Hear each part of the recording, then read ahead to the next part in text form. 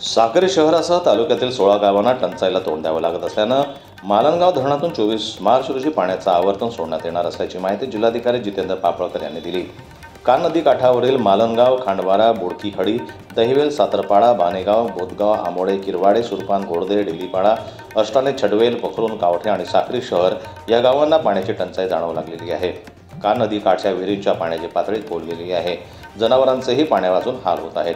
त्यामुळे ग्रामस्थांसह लोकप्रतिनिधींनी मालनगाव प्रकल्पातून 2025 साठी आरक्षित असलेलं पिण्याचं पाणी सोडावं अशी मागणी प्रशासनाकडे केली होती। या मागणीनुसार मालनगाव मध्यम प्रकल्पातून साक्री तालुक्यातील 16 गावांसाठी 132.57 दलघनपैकी 75 दलघन फूट पाण्याचं आवर्तन सोडण्यात येणार आहे। मालनगाव प्रकल्पातून कालव्याद्वारे पाणी सोडण्यात येणार असल्याचं कालवा सांभाळण्यासाठी आणि चाऱ्या बंद ठेवण्यासाठी जिल्हा परिषद ग्रामीण पाणी पुरवठा विभागामार्फत गस्ती पथक नेमण्यात यावं। दिवस आणि रात्री मजूर उपलब्ध करून देण्यात यावे, जेणेकरून पाणी लवकर पोहोचेल व पाण्याची चोरी होणार नाही याची दक्षता घ्यावी।